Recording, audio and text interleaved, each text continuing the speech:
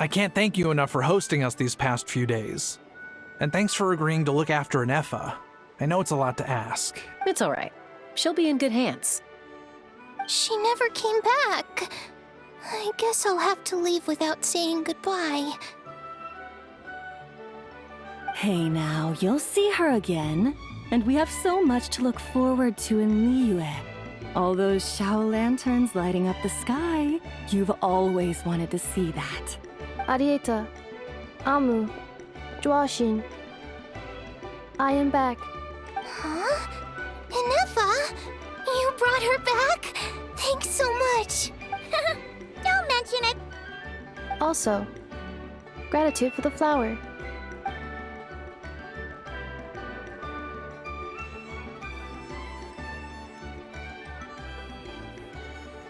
What does it feel like to know where you are returning to?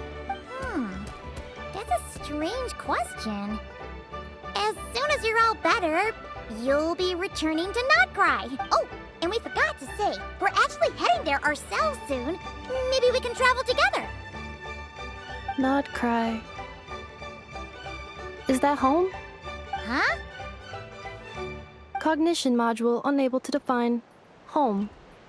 All the memory data that has presented itself recently has been related to Natlan. But the merchants tell me that I have family waiting for me in Notcry. If I do recover my memories, which time period will they be from?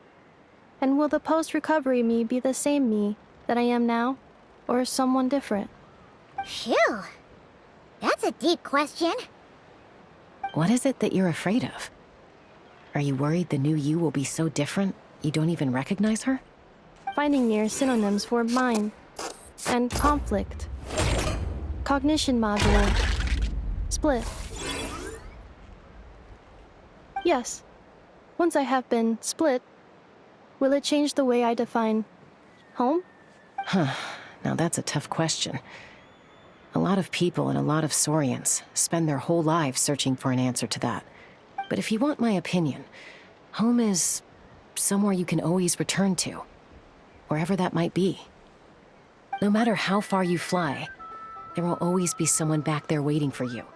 No matter how battered and bruised you get, you can always go back there to rest and recover. I guess you could say it's somewhere you belong. Wherever it is that your memories guide you back to, I'm sure it'll be somewhere you feel safe, somewhere you feel you belong. Of course, everyone's situation is different, and I don't know how applicable my experience is in your case, but consider it a reference point, I guess? Okay. Recorded under reference data. And at the end of the day, I mean, who says you can't have more than one home? There's no law against it.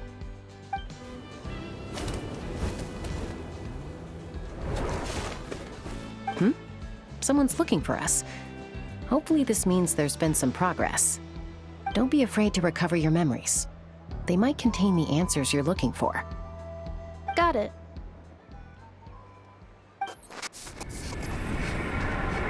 Recover your memories. Malfunction. Have you forgotten why you cast them away to begin with?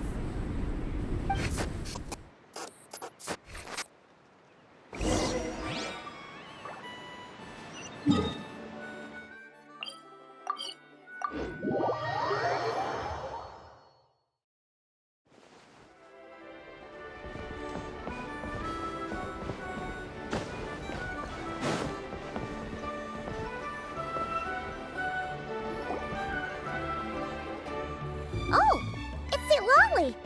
Didn't think it'd be you. Why? Don't you think I'd want to do my part to help the Traveler?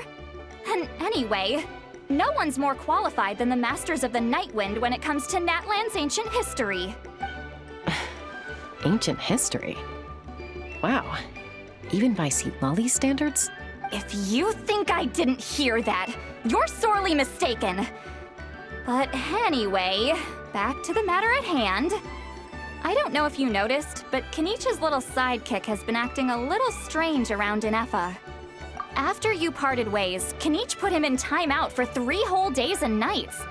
Then he had Aoife send Kakuku to torment him for another night. Finally, Ahau got so infuriated with Kakuku's pestering that he lost his cool and let slip a crucial piece of information. 2 words: sovereign ruler. Sovereign ruler? So what? Isn't that just how he introduces himself? It is, and I always assumed it was a load of hot air. But apparently not. Turns out the title refers to the 13 dragon lords who ruled Natlan in ancient times. Wait, really? How? It took me forever to figure this out. Ahem. Anyway, the 13 sovereign rulers are not ordinary dragons, but forms of artificial intelligence created by the Pyro Dragon using secret source technology. They had superior intelligence and greater authority than even the ancient dragons themselves. Each ruled over a portion of Natlan's territory, but one by one, they disappeared during the war with the heroes. Even most of their names are unknown now, long since buried in the sands of time. If we hadn't managed to pry that tidbit out of Ahau's mouth, I would have had no idea where to even start. I always thought that little monster's biggest claim to fame was arguing with Kakuku for an entire day. He has quite a history then, huh? Which of the 13 was he? Not a clue. So far, he has staunchly refused to reveal which of the sovereign rulers he was. My guess is that he doesn't even remember. Remember, these rulers were supposed to be powerful forms of artificial intelligence. And Ahau, well, it hardly seems like he's still in his prime. I'll bet he's lost most of his memories and power by now. Lost. Memories. Yet, despite that, Ahau seemed to sense the presence of a fellow sovereign ruler when you were nearby. Specifically, it's the core in your chest he was reacting to. What? Ineppa's a sovereign ruler too? Could be. Kanich and Aoife have been keeping a close watch on Ahau, in case he reveals anything else. But so far, it seems like those 2 words are all he remembers. Darn! So the trail's gone cold. Not completely. There's also Lianka and the Flower Feather clan, both of which have triggered a response from Ineppa so far. And as it happens, out of the sovereign rulers that I was able to dig up information on, there was one who had a very close relationship with Lianka. Her name was the Priestess of Floral Candles and Skyborn Feathers, otherwise known as the 8th Lord. She ruled over what is now the Flower Feather clan's territory. The records claim that she didn't die in the war with humanity, but was executed by her own kind. Her crime being betrayal of dragonkind by secretly raising a human. Lianka. Huh? Chaska, did you know this? Some of it. Our tribe's origin story has Lianka being raised by a dragon. And of the 6 heroes, she had the closest relationship with dragonkind. After raising her, her surrogate mother then encouraged her to leave the nest and seek her own path. She traveled far and wide, settling disputes between humans and Saurians.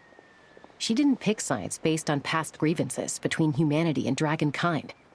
She stood up for the weak, protecting them from those more powerful who sought to exploit them. Gradually, a community of like-minded people and Saurians gathered around her, united by their desire for freedom and equality. And that was how the Flower Feather clan began. But that's as much as the legends say. They never mentioned her dragon mother's name, or what became of her in the end.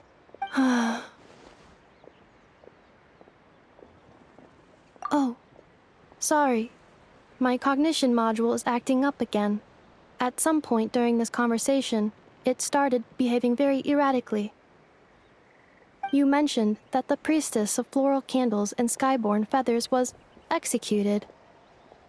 Might I ask how? Unfortunately, the humans of that time weren't privy to all the details of dragon affairs. The only records we have are vague references from after the fact. It's very possible that this is mere speculation or complete fabrication, so don't give too much weight to it. But for what it's worth, it said that a curse was placed on the priestess by one of the other rulers. If she truly harbors pro-human sentiment, then for every ounce of goodwill she feels, may her mind be flooded with pain of immeasurable proportions. In the savage conflict and chaos that followed, the priestess's mind was ultimately destroyed. Jeez, what a bizarre method of execution. Definitely sounds like the history writers used some artistic license there. I'm fine. This didn't seem to trigger any erratic behavior. So, do you think that my origins have something to do with this sovereign ruler? Interesting. Well, it's hard to say what, if any, direct connection you have to the Eighth Lord. But since the name Lianka seems to ring a bell for you, why don't you look into it yourself? I brought some woven scrolls with me that might be useful. Have a look if you're interested. Here, take them.